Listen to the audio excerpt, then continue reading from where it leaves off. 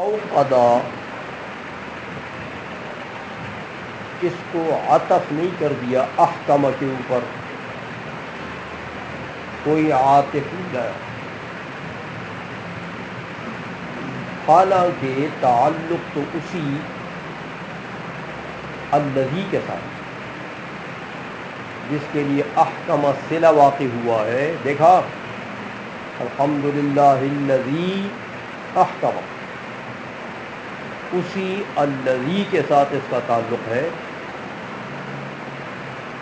یعنی اسی الذی کے لیے یہ بھی صلہ ہے. جیسے احکم، جیسے رفع، یہ سارے صلے بنتے ہیں نا، لیکن وہاں تو عاطف لائے ہیں. ورفع، یہاں عاطف نہیں لائے.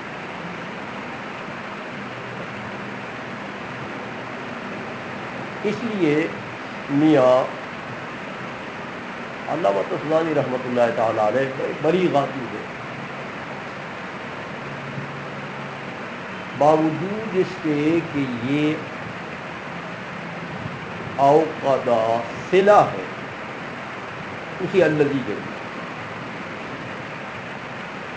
عبارت وہی بنے گی الحمدللہ الذی اوقد من مشکات السنہ،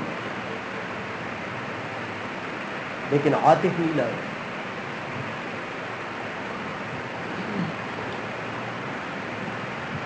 تو عاطف نہ لانے سے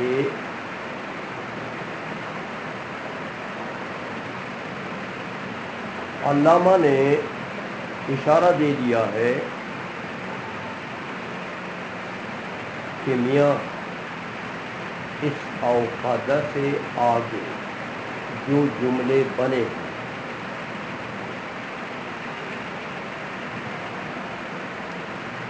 ان کا مدلول اور ان کا متعلق الگ ہے.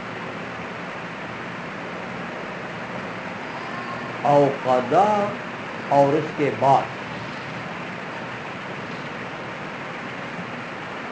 یہاں سے جو جملے بنیں گے اور وہ صلہ بنے گا الذی کے لیے، اس کا متعلق الگ ہے.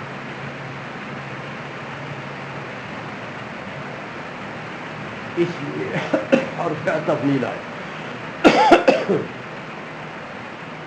اشارہ دیتے ہوئے کہ یہ ایک مستقل کلام، معطوف تو معطوف علیہ کا تابع ہوتا ہے نا میاں، تو یہاں تبعیت نہیں ہے. عاطفہ چھوڑ کے، حرف عاطف کو چھوڑ کے یہ اشارہ دے دیا ہے کہ یہ کلام مستقل ہے، یہ پہلے کلام کا تابع نہیں ہے کہ پہلا کلام مطبوع ہو اور یہ اس کا تابع ہو. ایسا نہیں ہے، تبعیت کا تعلق نہیں ہے، بلکہ یہ براہ راست الذی کا صلہ بنتا ہے. اور آپ کو ابھی پتہ لگ جائے گا کہ واقعی یہ کلام مستقل ہے. میاں اس سے پہلے جو احکم بکتابہ رفع بخطابہ، ان جملوں کا تعلق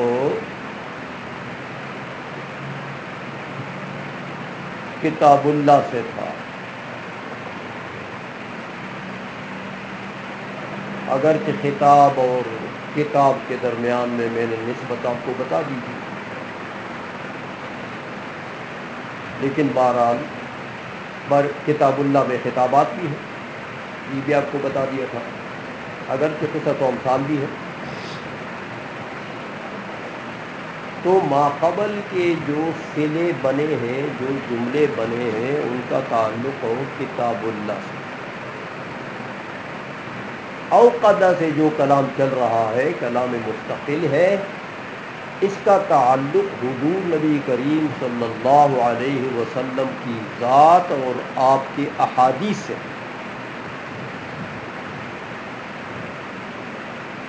اس لیے کتاب اللہ الگ چیز ہے. حضور کی ذات اور آپ کی سنت اور آپ کے احادیث قولی، عملی، تقریری، یہ سب الگ چیز. تو جب الگ چیز ہے تو اس کو گویا کہ معطوف نہیں کر دیا ما قبل کے اوپر. یہ ایک مستقل چیز ہے کہ اصول فقہ کی کتاب ہے تو اصول فقہ کے لیے کتاب اللہ ایک اصل مستقل ہے اور سنت رسول اللہ ایک اصل ثانی ہے، اصل مستقل ہے. سمجھ آ گئی ہے؟ اس لیے یہاں پر عاطف نہیں لایا. یہ اشارہ دے دیا کہ میاں یہ براہ راست الذی کا صلہ بنتا ہے جیسے احکم بنتا ہے، بطریقہ تبعیت نہیں، استقلالا. سمجھ آ گئی ہے؟ او قضا ایقاد سے ہے، باب افعال ہے، آگ روشن کرنا، آگ جلانا، ایقاد.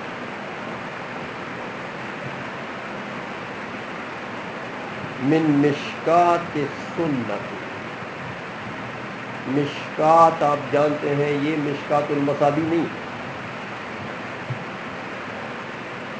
مشکات یہ جو طاق سا بنا ہوا ہوتا ہے دیوار میں، پشتو میں اس کو طاق کہتے ہیں.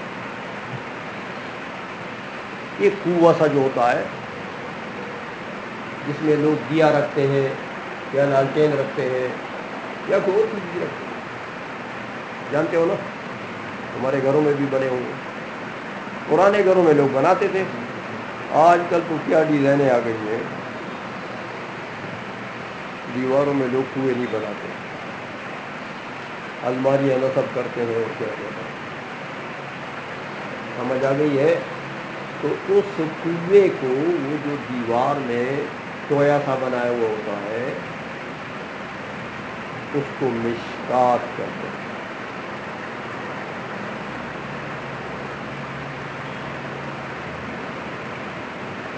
سنت آپ پڑھ چکے ہیں کہ سنت کا لفظ عام ہے.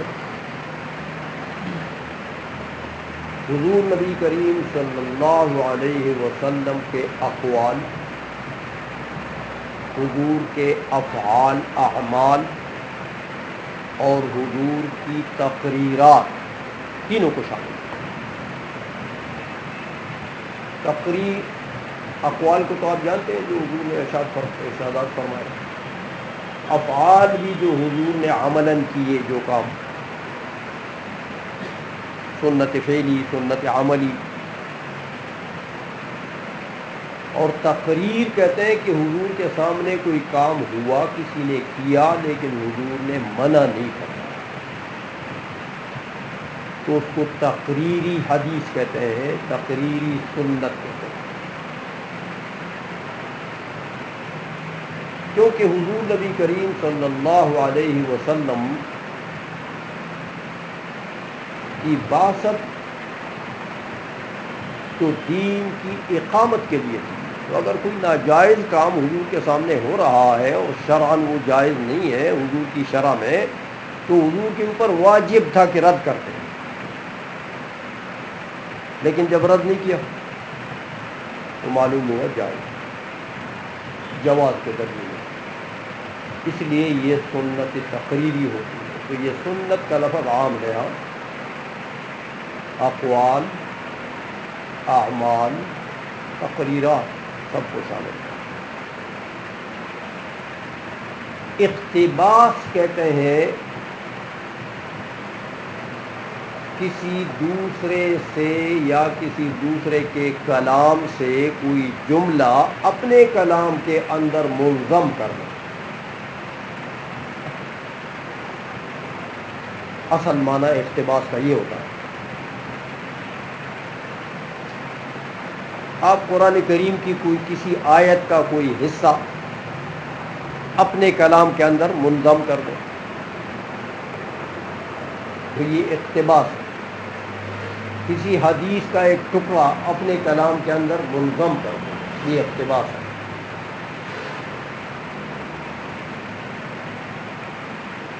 لیکن یہاں پر یہ مراد نہیں ہے اقتباس سے، یہاں پر مراد استحصال ہے، یعنی کسی شے کا حصول حاصل کرنا۔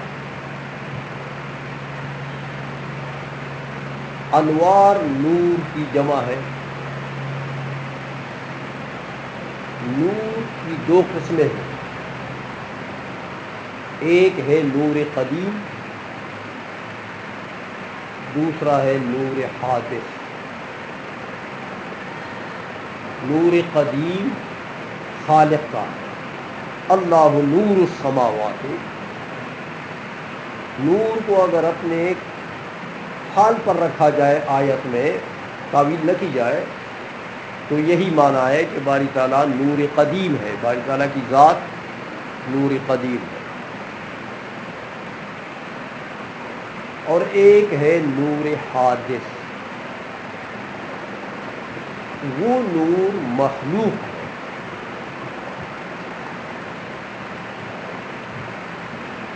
جیسے حدیث میں آیا، حضور نے فرمایا کہ اتقوا من فراست المومن فإنه ينظر بنور اللہ،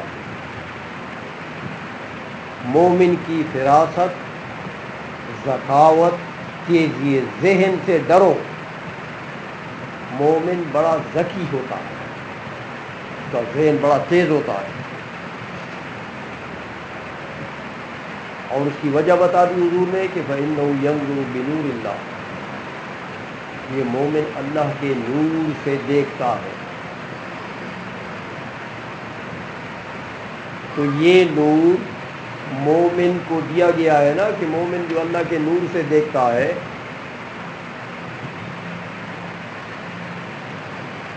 تو یہ نور جو مومن کے پاس ہے، یہ کون سا نور ہے؟ نور مخلوق، نور حادث۔ سمجھ آ گئی ہے؟ یا آپ کہتے ہیں یہ نظر نور ہے، وہی نظر،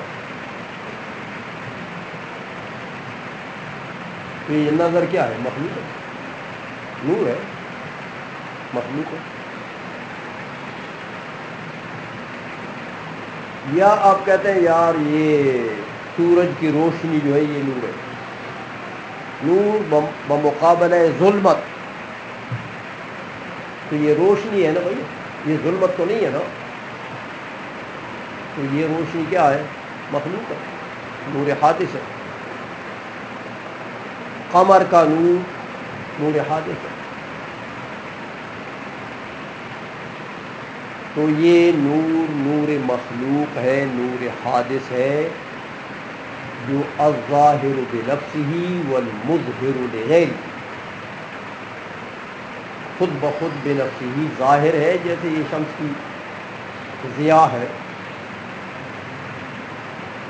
تو یہ ضیاء جو ہے شمس والا، یہ روشنی جو پڑ رہی ہے، یہ ظاہر بنفسہ، خود بخود تو ظاہر ہے، اس کے لیے کوئی اور مظہر کی ضرورت ہو نہیں ہے، لیکن مظہر لغیرہ، جس پر یہ روشنی پڑے گی اس کو بھی ظاہر کر دے۔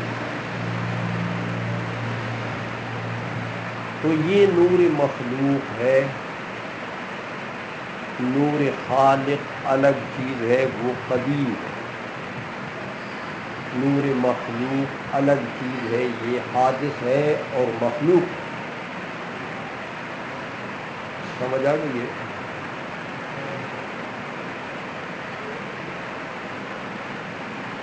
یہ جو دو انوار میں امتیاز نہ کرنا، یہی بڑی حماقت ہے۔ کہتے دیکھو یہ بریلوی تو حضور کو نور مانتے ہیں، یار یہ تو نور تو خدا ہوتا ہے،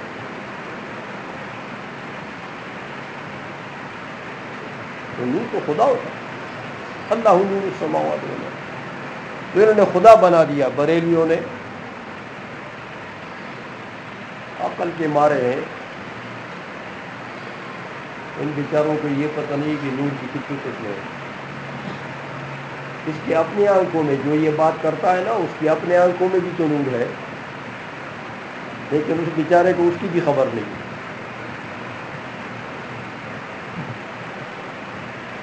اس لیے بریلوی نور حضور کو مانتے ہیں، نور مخلوق مانتے ہیں، اور اللہ جل مجدہ جو نور ہے وہ نور قدیم ہے، وہ حادث نہیں ہے۔ تو اللہ کو بریلوی قدیم مانتے ہیں، اور نور کو، نور جو حضور کو مانتے ہیں وہ حادث ہے میاں۔ تو حادث اور قدیم ایک چیز ہے؟ حادث اور قدیم تو ضدین ہیں، ضدین جمع نہیں ہو سکتے، سمجھ آ گئی ہے؟ اس لیے نور مخلوق الگ چیز ہے، نور خالق الگ چیز ہے۔ وہ نور قدیم ہے، یہ نور حادث ہے۔ قد جاءکم من اللہ نور وکتاب مبین۔ دیکھو اس لفظ سے پتہ لگتا ہے کہ یہ نور حادث ہے۔ جاءکم من اللہ، تمہارے پاس آیا، کدھر سے آیا؟ اللہ کی طرف سے آیا۔ کیا چیز آئی؟ جاء کا فاعل ہے، نور و کتاب مبین، نور آیا۔ دنیا جو نور قدیم ہوتا ہے وہ مجیعت سے موصوف ہوتا ہے، وہ کہیں آتا جاتا ہے؟ تو یا تو جاء تو یہ فاعل بنایا گیا اس کو، سمجھ آ گئی ہے؟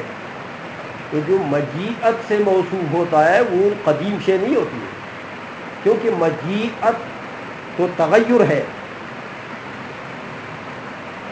اور کل متغیر حادث، صغرا سے بھی، صغرا سے لے کے قاضی تک یہی پڑھتے ہو نا کہ کل متغیر حادث، اور جو مجیعت قبول کرے، جو آنا جانا قبول، یہ آنا جانا تغیر نہیں ہے، کبھی ادھر ہے تو کبھی ادھر، سمجھ آ گئی ہے؟ تو جس نے تھوڑی بہت منطق پڑھی ہے وہ قرآن کی اس آیت سے سمجھ سکتا ہے کہ میاں یہ تو حادث ہے، یہ تو مجیعت سے موصوف ہے، تو مجیعت تو تغیر ہے، تو جو متغیر ہو وہ حادث ہے۔ تو یہ قرآن میں جو نور کا ذکر ہے یہ نور حادث ہے، اسی لیے اس سے حضور مراد لیتے ہیں کہ حضور کی ذات بھی حادث ہے، سمجھ آ گئی ہے؟ اس لیے ہر نور خدا نہیں ہوتا، کچھ انوار ایسے بھی ہیں جو حادث ہیں، اور اسی کو علامہ تفسیرانی ذکر کر رہے ہیں۔ انوار جمع ہے نور کی، اور نور کی میں نے آپ کو دو قسمیں بتا دی ہے، ابھی آپ ترجمہ کریں گے تو آپ کو پتہ لگ جائے گا۔ سراجن وہاجن، سراج تو آپ جانتے ہیں، ہمارے یہ شاہ صاحب کا بھی نام ہے سراج العارفین، سراج چراغ، چراغ روشن چراغ، وہاج بہت زیادہ روشن، بہت زیادہ روشنی دینے والا۔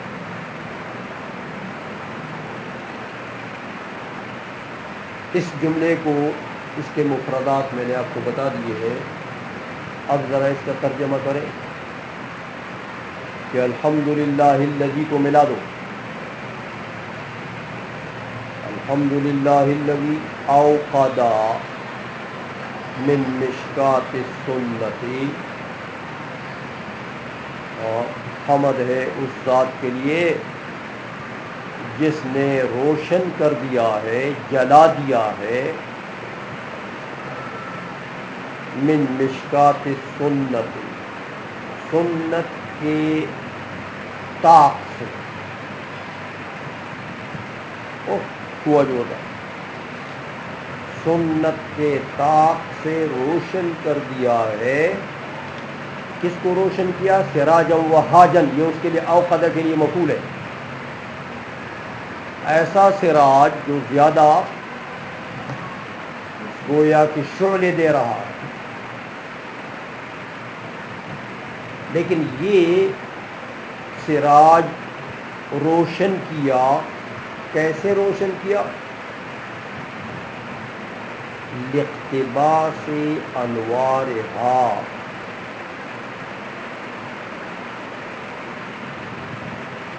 سنت کی طرف ضمیر عائد ہے انوارہا میں. سنت کے انوار کے حصول کے لیے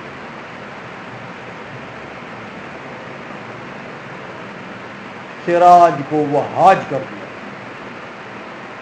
اوقدہ جلا دیا ہے. وہ باری تعالیٰ جس نے جلا دیا ہے مشکات یعنی سنت کے طاق سے جلا دیا ہے ایک سراج جو وہاج ہے، جو زیادہ شعلے مارنے والا ہے. کس لیے جلا دیا؟ لاقتباس انوارہا، اس سنت کے انوار کے حصول کے لیے. یہ ترجمہ ہوا، سمجھے ہو؟ لیکن سمجھ میں کھٹ بھی نہیں آئی ہوگی یہ علامہ طبرانی نے کیا کہا، اس کا مطلب کیا؟ لغوی معنی تو میں نے کر دیا، لیکن کھوپڑی میں آپ کے کچھ بھی نہیں آیا ہوا کہ یہ کہا کیا. تو اصل بات یہ ہے کہ یہ میاں استعارہ، کلام مبنی بر استعارہ.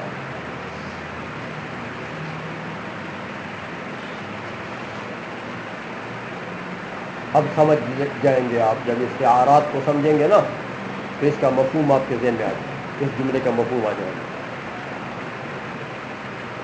حضور کے دہن مبارک کو،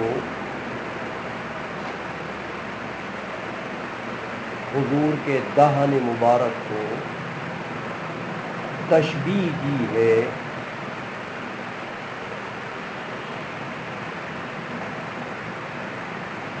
اس طاق کے ساتھ.